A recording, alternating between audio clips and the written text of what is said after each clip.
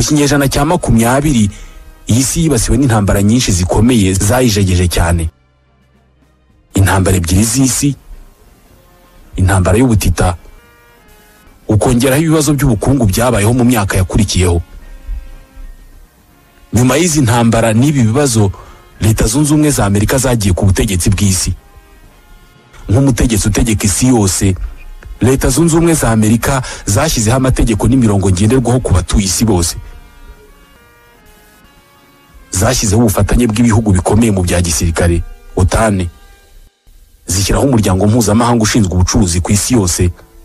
Zitegeka umuryango w'abibumbye n'amashami yawo. Zitegeka banki y'isi. Zishyiraho amahame n'amategeko agomba gukurikizwa ku isi yose, utayakurikije zikamwoherereza abasirikare bakamurasa. Zifata uburenganzira bwo gushinga ibirindiro bya gisirikare aho zishaka hose ku isi. Zategetse ko idolari rihinduka ifaranga ry'isi yose. Zashyizeho amategeko agenga ubucuruzi ku isi. Zishyiraho uburyo ubukungu bw'isi bugomba gucungwa. Zishyiraho amategeko y'uburyo ubutabera bw'ibihugu bugomba kwitwara. Nicyo gihugu gifite amasezerano menshi mu bya gisirikare kandi kikagira intwaro zitagira ingano. Gusa hari igihe ikindi gihugu mu biri ku isi cyagerageje kurwanya ubu buhangange bwa Leta Zunze Ubumwe za Amerika, gishaka nacyo kugira abatuye isi bakiyoboka, nacyo kikagira abo gitegeka, kigashyiraho amategeko n'imirongo iyoborwa na benshi ku isi, kigakorana ubucuruzi n'abantu bacyo, kigasinyana amasezerano n'abantu bacyo. Leta Zunze Ubumwe z'Abasoviyete. Ibi ntabwo byatinze kubera ko iki gihugu cyasenyutse mu 1991, gisiga Leta Zunze Ubumwe za Amerika n'inshuti zazo ari byo bihugu bishyiraho amategeko agenga isi. Nubwo Leta Zunze Ubumwe za Amerika zakoze ku buryo ibihugu byose bigendera ku gushaka kwazo, nubwo zashoje intambara ku bihugu bitashatse kuzumvira, nubwo zahiritse ubutegetsi bwinshi mu bihugu bitandukanye by'isi, kuva igihe Leta Zunze Ubumwe za Amerika zafatiye ubutegetsi bw'isi, nicyo gihe isi yose muri rusange yagize amahoro itari yarigeze kugira mbere. Umubare w'impfu z'abantu zitewe n'amakimbirane waragabanutse cyane. Ibihugu by'ibihangange ntabwo byigeze birwana hagati yabyo nka mbere. Ibi byatewe n'uko ibi bihugu byasobanukiwe neza ko kugendera ku murongo w'imibereho irangajwe imbere na Leta Zunze Ubumwe za Amerika biganisha ku iterambere ry'ubukungu. Kwigomeka ku murongo washyizweho na Amerika biganisha ku kudindira k'ubukungu, yewe no kugusenyuka kw'igihugu. Iraq, Libya, Venezuela, Zimbabwe ni bimwe mu bihugu byabaye abanyeshuri babi maze bibona ingaruka. Gusa aya mahoro n'umutuzo twagezeho ku ngoma ya Amerika byanagizwemo uruhare n'intwaro za kirimbuzi zifitwe n'ibihugu by'ibihangange ku isi, kandi bitinya kuzikoresha kubera ko ingaruka kuzikoresha byagira zagera kuri buri wese. Uburyo bw'imibereho n'imitegekere y'ibihugu bwashyizweho na Leta Zunze Ubumwe za Amerika bwatumye isi igira amahoro n'umutuzo. Ubucuruzi burakorwa maze ubukene buragabanuka ku isi. Gusa iyi ngoma ya Amerika irasa n'irimo kurangira. Reka tubivugeho. Umwaka wa 2022 wabaye umwaka udasanzwe ku bihugu by'Uburayi. Nibwo intambara yagarutse ku butaka bwabo kuva intambara ya kabiri y'isi yarangira. Ubwo Urusiya bwateraga Ukraine mu kwezi kwa kabiri mu 2022, ku nshuro ya mbere mu myaka 77, Abanyaburayi bongeye kubona impunzi z'uruhu rwera, bongera kubona igihugu kiri ku butaka bw'Uburayi gituwe n'abazungu gisenyuka. Mu gihe muri iyo myaka yose ibyo babibonaga kuri televiziyo, bakabisoma no mu binyamakuru. Ibyo barabikesha umugabo umaze imyaka irenga 30 arota gukura Leta Zunze Ubumwe za Amerika ku butegetsi bw'isi. Umugabo wabonye abaperezida 5 basimburana ku butegetsi bwa Leta Zunze Ubumwe za Amerika. Iyo myaka nawe yayimaze ari umukuru w'igihugu wifuza kugabanya ubuhangange bwa Amerika, Vladimir Vladimirovich Putin. Byose bitangira mu ntambara y'ubutita mu myaka y'1980. Leta Zunze Ubumwe za Amerika zategekwaga na Ronald Reagan. Iki gihe isi yari igabanijemo kabiri. ibihugu bimwe biri ku ruhande rwa Leta Zunze Ubumwe za Amerika, ibindi biri kuri Leta Zunze Ubumwe z'Abasoviyete. Mu 1991 politiki ya Leta Zunze Ubumwe za Amerika n'inshuti zazo yaratsinze. Iya Leta Zunze Ubumwe z'Abasoviyete iratsindwa, ndetse ibihugu 15 byari byarishyize hamwe bigakora Leta ziyunze z'Abasoviyete byagiye byigenga kimwe ku kindi. Leta Zunze Ubumwe z'Abasoviyete zisenyuka uko. Igihangange cyari kiziyoboye ari cyo Uburusiya gisigara ari igihugu kimwe. Lieutenant Colonel Vladimir Putin iki gihe yakoreraga ibiro bishinzwe ubutasi bya Leta Zunze Ubumwe z'Abasoviyete i Berlin mu Budage. Kuva akiri muto yari yaratojwe kurwanya Leta Zunze Ubumwe za Amerika.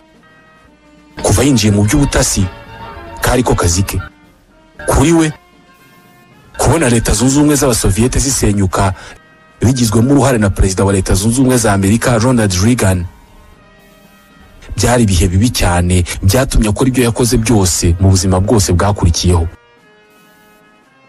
Madame Marie Yovanovitch yahoze ashinzwe ibya politike muri ambasade ya Leta Zunze Ubumwe za Amerika mu Burusiya kuva mu 1993 kugera mu 1996. Watekereza ko icyashenguye Putin cyane muri iki gihe ari ukubona igihugu cye kirimo gisenyuka, kandi azi ko ari mu b'imbere bari bashinzwe kukirinda kuko yari intasi ya KGB. Gukozwe isoni na Leta Zunze Ubumwe za Amerika kwa Perezida Vladimir Putin kwakomeje igihe Perezida mushya wa Leta Zunze Ubumwe za Amerika George Bush yavugaga ko ugusenyuka kwa Leta Zunze Ubumwe z'Abasoviyete ari intsinzi ikomeye. Leta Zunze Ubumwe z'Abasoviyete ntizikiriho. Iyi ni intsinzi ya demokarasi n'ubwisanzure, ni intsinzi y'indangagaciro zacu. Vladimir Putin abona amasomo ya Leta Zunze Ubumwe za Amerika mu birebana n'ubwisanzure na demokarasi nk'urwitwazo rw'iki gihugu iyo gishaka guharanira inyungu zacyo mu mahanga. Mu buzima bwe bwose yakoze ku buryo azaba umwe mu bashyira iherezo kuri. Ni ku itariki ya 7 y'ukwezi kwa gatanu mu mwaka wa 2000 Vladimir Putin yarahiriye kuba perezida w'Uburusiya. Intego nyamukuru yari afite iki gihe kwari ukugarura ubuhangange bw'Uburusiya mu maso y'isi. Nyuma y'ukwezi kumwe abaye perezida, ku itariki ya 3 y'ukwezi kwa gatandatu mu 2000 Perezida wa Leta Zunze Ubumwe za Amerika Bill Clinton yahise ajya i Moscow kubonana na Perezida Putin. Perezida Putin yari mushya ku butegetsi, intego ye yo kumvisha Amerika ikiri nshya cyane mu mutwe we. Mu cyumba cy'uruganiriro mu biro bye, ku nshuro ya mbere kuri televiziyo isi yose yabonye uwo Perezida Putin ari we. Jake Sullivan ni umujyanama wa Perezida wa Leta Zunze Ubumwe za Amerika mu by'umutekano. Perezida Putin yari kumwe n'abandi bayobozi akoresha umubiri we cyane mu gutanga ubutumwa. Buri gihe agerageza kukwereka ko ari gutegeka muri icyo cyumba. Ibi uzabibonera mu buryo yicara atandukanyije amaguru, uburyo ashyira amaboko ku ntebe yicayeho, uburyo anyuza amaso mu bari muri icyo cyumba, uburyo akora ibimenyetso by'amaboko. Ku nshuro ya mbere ahura na Bill Clinton, nta gahunda yari afite yo kuganira nawe ku by'imikoranire y'ibihugu byombi. Icyo yashakaga kwari ukumwereka ko ari umuntu w'umugabo kandi udafite ubwoba bw'uwo ari we wese. Bill Clinton yabifashe nk'igitutsi.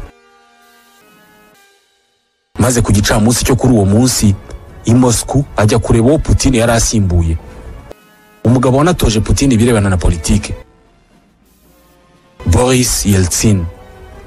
Bivugwa ko Clinton yagaragarije Yeltsin impungenge afite kuri perezida mushya w'Uburusiya. Abari muri icyo cyumba bavuga ko yamubwiye ati, Bwana Yeltsin, mfite impungenge kuri uyu musore uherutse guha ubutegetsi. Nta demokarasi afite mu mutima we. Izi mpungenge n'ubwoba Perezida Clinton yari afitiye Putin ntabwo byatinze kugaragara ko byari bifite ishingiro. Vladimir Putin yagiye ku butegetsi Bill Clinton arimo arangiza manda ye ya kabiri. Yahise asimburwa n'uwahoze ari guverineri wa Texas George W. Bush. Yarahiriye kuba perezida wa Leta Zunze Ubumwe za Amerika ku itariki ya 20 y'ukwezi kwa mbere mu 2001. Umva imwe mu ntego nyamukuru yajyanye ku butegetsi. Urashaka gukorana na Bwana Putin, kumusobanurira uko mbona ibintu. icyo ntekereza ku mibande ya nyuma y'intambara y'ubutita. Ndashaka kuzamurira mu maso nkamubwira nti ntabwo ukiri umwanzi wacu, kandi iyo utakiri umwanzi wacu biba bivuze ko dushobora gukorana. Perezida Putin nawe yabonaga muri Perezida Bush umuyobozi bashobora gukorana business, bitandukanye nuko yabonaga bamubanjirije barimo Clinton. Bivugwa ko Perezida Putin yari akeneye igihugu cy'igihangange bakorana. Mu mpeshyi y'umwaka wa 2001 aba baperezida bombi bahuriye mu gihugu cya Slovenia. Ni kimwe mu bihugu byahoze bigize Leta Zunze Ubumwe z'Abasoviyete. Ibinyamakuru muri Leta Zunze Ubumwe za Amerika byavuze ko muri uku guhura Perezida Putin yashakaga kureba Bush mu maso ngo atangire kwiga ahari intege nke kuri we. Mu kiganiro n'abanyamakuru cyakurikiye ibiganiro by'abakuru b'ibihugu byombi mu muhezo, umunyamakuru w'umunyamerika yabajije bwa mbere ati, nyakubahwa Perezida Bush, wabonye Perezida Putin ari umuntu Amerika ishobora kugirira icyizere? Icyo kibazo ndagisubiza. Uyu mugabo namwitegereje mu maso, mbasha kubona imiterere ya roho ye. Ni umugabo ufite imigambi ikomeye mu gihugu cye. Abadiplomate b'Abanyamerika ndetse n'abandi bari baherekeje Perezida Bush bose basa n'abaguye mu kantu. Namwitegereje mu maso, mbasha kubona imiterere ya roho ye. Kuri iri segonda Perezida Putin yahise yizera ko abonye umuperezida w'umunyamerika akunda. Gusa ibi ntibyari bigiye gutinda. Mu kwezi kwa kabiri mu 2003 Leta Zunze Ubumwe za Amerika zatangije intambara kuri Iraq, zikuraho ubutegetsi bwariho, zica Saddam Hussein washinjwaga gukora intwaro za kirimbuzi. Perezida Bush avuga ko Iraq ibohowe kubera ko umunyagitugu apfuye. Umunyagitugu yahanantutse. Iraq yabohowe, ubaho ariho hose ku isi abanyagitugu bafite ubwoba. Amagambo yatumye Perezida Putin yibuka isenyuka rya Leta Zunze Ubumwe z'Abasoviyete. Icyo gihe imbwirwaruhame yavuzwe na George Bush, se wa W. Bush, nayo yasaga uku nguku. W. Bush yayise intambara y'ubwisanzure, intambara yo kujyana demokarasi hirya no hino ku isi. Putin ntabwo ari uko yashakaga ko isi iyoborwa. Ntabwo yashakaga ko Amerika ikomeza gukuraho abayobozi b'ibihugu idashaka. Muri uwo mwaka yagiye mu nama mpuzamahanga ku mutekano i Munich mu Budage. Agenda yiteguye kuvuga ibimuri ku mutima byose. Yashakaga kubwira Leta Zunze Ubumwe za Amerika ko zidashobora gukomeza kuba umupolisi w'isi. Mbere na mbere Leta Zunze Ubumwe za Amerika zarenze imbibi zazo mu bukungu, muri politiki no mu mibereho y'abantu, zitangira gutegeka ibindi bihugu uko bigomba kubaho. Ibyo bintu ninde wabyishimira? Ibi ni ibintu bibi cyane ku buryo nta muntu n'umwe wumva atekanye. Iki ndashaka kugitindaho, nta muntu n'umwe utekanye. Byasaga no guca umurongo Leta Zunze Ubumwe za Amerika zidakwiye kurenga. Byasaga no kubwira Amerika ko Uburusiya bwiteguye kubaka isi yabwo aho ari bwo buyobora. Nyuma y'imbwirwaruhame nibwo Abanyamerika batangiye kubona intwaro za kirimbuzi z'Uburusiya zerekanwa kuri televiziyo. Nibwo Leta ya Estonia yagabweho igitero cy'ikoranabuhanga cyahagaritse ubuzima bw'igihugu cyose mu 2007. Imbuga za internet za leta zirahagarikwa, inzego zirimo urutanga amashanyarazi ruhagarika gukora. Igihugu gisa n'icyahagaze, bivugwa ko ari igitero cyagabwe n'Uburusiya. Leta Zunze Ubumwe za Amerika zari zitangiye kubona ko cyagiye Perezida Bush atari yarebye neza muri roho ya Putin nk'uko yabivuze. Gusa Perezida Bush yirengagije izi nteguza za Perezida Putin, maze mu 2008 mu nama y'umuryango OTAN Perezida Bush ahamagarira Ukraine na Georgia, ibihugu byahoze muri Leta Zunze Ubumwe z'Abasoviyete, kujya muri OTAN, umuryango wo gutabarana mu bya gisirikare hagati y'ibihugu byo mu majyaruguru ya Atlantique, umuryango wa Leta Zunze Ubumwe za Amerika n'Uburayi.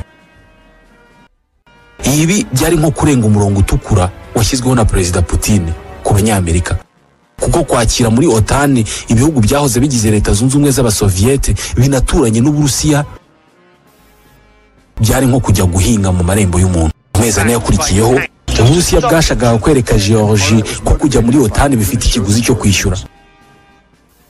Iki gihe Uburusiya bwigaruriye ubutaka bwa Georgie burenga kilometero kari 12,000. Putin iyi ntambara ntabwo yayikoreraga Georgia gusa, rwari urugero yashakaga guha Ukraine ndetse no kuburizamo ibitekerezo by'Uburayi na Amerika byo kwagura OTAN bishyiramo Ukraine na Georgia. Igihe intambara yari imiba, Perezida Bush na Perezida Putin bahuriye mu mikino ya Olympique i Beijing mu Bushinwa. Ni mu 2008 muri stade, Perezida Bush yisanze yicaye ku murongo umwe na Perezida Putin. Hagati yabo hari yicaye Madame Laura Bush n'umwami wa Cambodia Norodom Sihamoni. Perezida Bush yabasabye ko bagurana imyanya kugira ngo yicarane na Perezida Putin. Bombi bari babizi ko kamera zirimo kubareba. Birinze gutongana byo gutungana intoki, ariko byagaragaraga ko batarimo kuganira nk'inshuti. Perezida wigeze kureba muri roho ya Putin, noneho yararimo kumubona nk'umuntu utandukanye n'uwo yabonye mbere. Perezida Bush yararimo asoza manda ye ya kabiri, agiye gusigira umusimbuye umwanzi mu Burusiya. Amerika yaramuretse aragenda. Intambara yo muri Georgie nta kintu yayibajijweho. Abanyamerika bamwe bavuga ko hano Perezida Putin yahakuye ubutumwa butari bwiza bw'uko Amerika nta kishobora kumukora. Hatarashira umwaka umwe, Perezida Putin yahuye na Perezida mushya wa Leta Zunze Ubumwe za Amerika. Ni Perezida wa gatatu wa Leta Zunze Ubumwe za Amerika bari bagiye guhura. Bicaranye, Putin yari atuje cyane, mu isura itagaragaza ibyishimo na bike. Anthony Blinken, ubu ni umunyamabanga wa leta muri Leta Zunze Ubumwe za Amerika, icyo gihe yari ashinzwe umutekano w'imbere mu gihugu mu biro bya Vice Perezida Joe Biden. Putin ni umugabo uhora atuje cyane, ntabwo yagira uburakari ngo bigaragare. Ashobora kuvuga amagambo akomeye anateye ubwoba, ariko akayavuga mu buryo butuje cyane. Ikibazo cye ni uko avuga ibinyoma kimwe nyuma y'ikindi. Kenshi atanga amakuru atariyo kandi akabikora bimworoheye nk'uko ahumeka. Bivugwa ko iki gihe ahura na Perezida Obama bwa mbere atigeze amwubaha na gato. Eugene Robinson wandikira The Washington Post iki gihe yanditse ko Putin yarebaga Amerika akayiseka cyane kubera ko atumvaga uburyo batoye perezida w'umwirabura ngo abe ari uyobora iki gihugu. Hagomba kuba yaratekereje ko Obama batareshya, ko Obama atakabaye afatwa nka perezida uyobora igihugu cy'igihanganye. Perezida Obama yavuye mu Burusiya afite ubundi buryo bwo guhangana na Putin. Yafashe file irimo dosiye Putin ayihereza Vice Perezida we Joe Biden. Rimwe na rimwe Perezida Joe Biden ajya atera urwenya akavuga ko igihe yari Vice Perezida wa Obama akazi ke kari ugukora akazi kose Perezida Obama atashakaga gukora, karimo n'ibirebana n'Uburusiya. Biden yatangiye kuvuga ibibazo by'Uburusiya kuva mu 1973. Yari umusenateri ushinzwe komisiyo y'ububanyi n'amahanga. Yari umuntu mwiza rero wo gushinga ikibazo cy'Uburusiya. Ntabwo yigeze akunda Putin kuva yaba perezida. Mu mezi make, Vice Perezida Joe Biden yagiye mu Burusiya guhura na Putin ngo baganire ku kibazo cya Georgia na Ukraine. Uguhura kwabo n'ibiganiro bagiranye mu cyumba bonyine, Joe Biden yabyanditse mu gitabo yise Promise Me Dad. Yo maso ndamwenyura ndamubwira nti ndatekereza ko nta roho ugira. Nawe yandebye mu maso aramwenyura arambwira ati nge nawe turumvikana. Bakiva mu biganiro mu muhezo, Vice Perezida Biden yagiye gutanga ikiganiro ku banyeshuri biga muri kaminuza i Moscow. Maze mu buryo bweruye abasaba guhaguruka bakamagana ubutegetsi bwa Perezida Putin. Abarusiya bakeneye kuba mu gihugu kirwanya ruswa. Iyo niyo mpamvu mwe banyeshuri mwese bahamagarira kutemera gushukwa kubirebana n'uburenganzira bwanyu burebana na demokarasi. Perezida Putin ibi yabibonye nko kugabwaho igitero na Leta Zunze Ubumwe za Amerika. Urinde wo kuza mu rugo iwanjye ugahamagarira buhasanze kundwanya. Muri uwo mwaka habaye imyigaragambyo ikomeye imbere y'ingoro ya perezida w'Uburusiya. Byasaga na bya bindi Biden yari yarahamagariye Abarusiya. Abarenga 200 mu bigaragambyaga batawe muri yombi. Nawe bidatinze mu 2014 yahise yohereza ingabo muri Ukraine. Ibihumbi by'abasirikare b'Abarusiya bambaye imyenda y'icyatsi itariho ikirango na kimwe binjiye mu gace ka Crimea. Bafata aka gace bavuga ko ari ak'Uburusiya. Nk'aho ibyo bitari bihagije, yanagabye ibitero byinshi mu burasirazuba bwa Ukraine. Kuri telefone Obama na Putin baratonganye.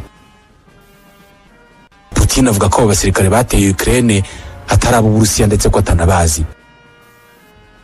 Vice President Biden yasabye Perezida Obama guha intwaro Ukraine. Obama amubwira ko atari byo byihutirwa. Ku nshuro ya kabiri, Perezida Putin yari abonye ko ibyo bintu bikora. Kuramutse ubiteguye neza, wabangamira inyungu za Amerika kandi n'ingira ikigutwara. Amerika yari irimo irategura amatora y'umukuru w'igihugu yo mu 2016. Perezida Putin yari amaze gusuzuma neza uko abanyamerika bitwara mu bibazo. Yari yiteguye noneho gukubita mu mutima wa demokarasi yabo,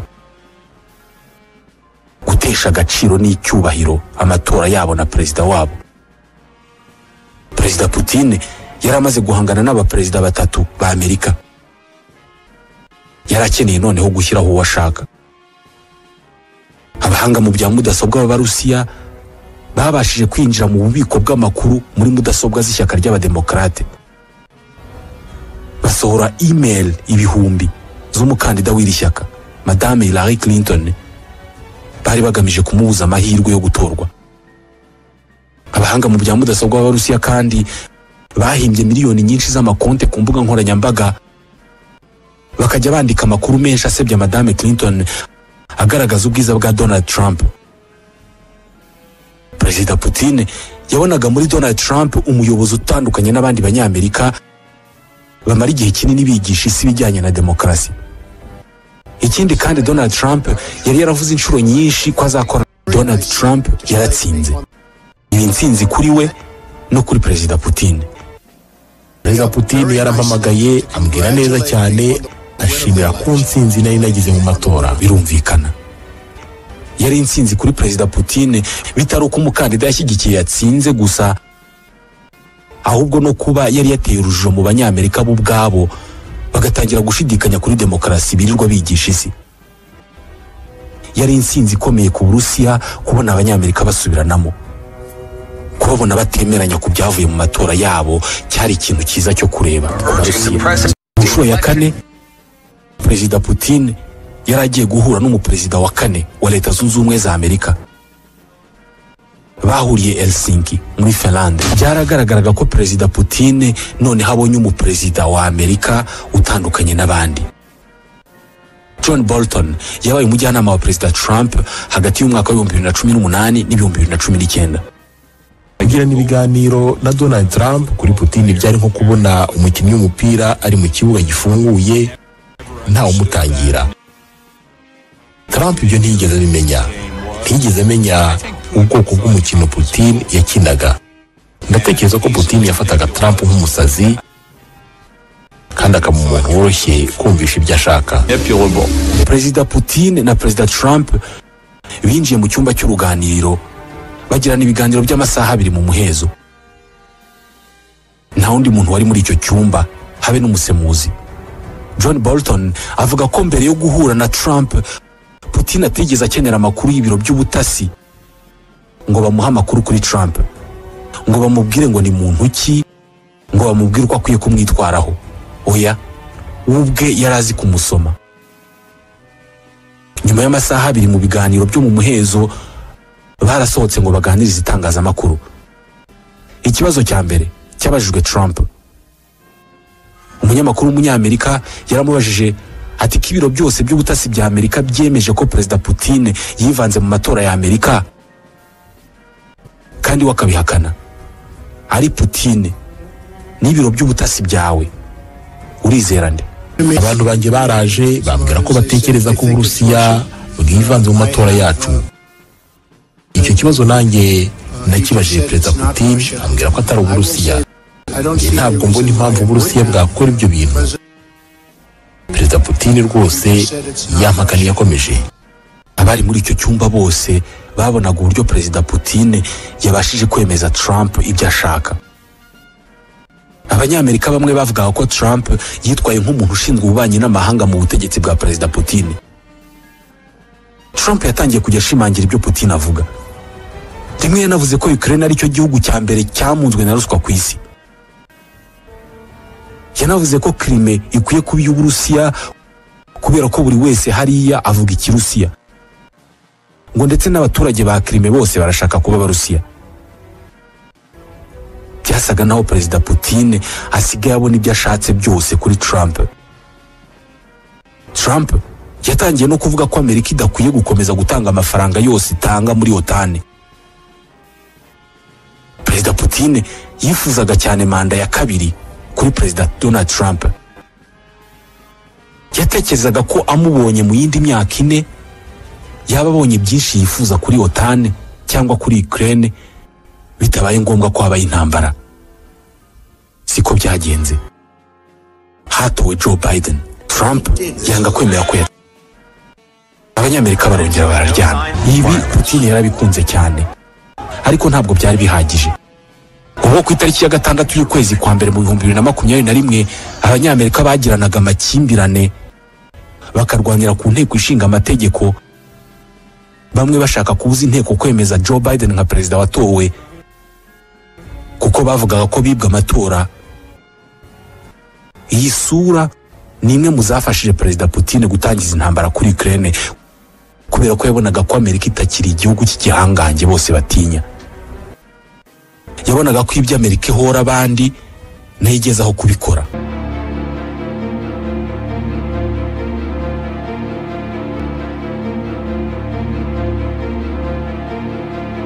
Uyu munsi Perezida Putin arakorana na Perezida wa gatanu wa Leta Zunze Ubumwe za Amerika. Niwe babanye nabi kurusha bamubanjirije bose kubera ko bombi bakoze ibyo batari barigeze bakora mbere.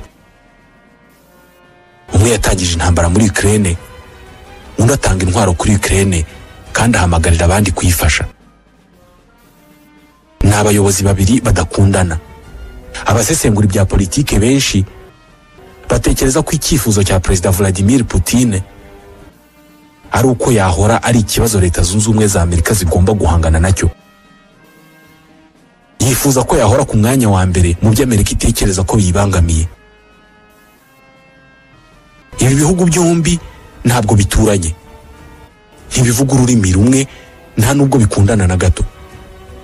Intambara yabyo yabera mu kindi gihugu, ariko icyo bapfa mu by'ukuri ni ukugenzura isi.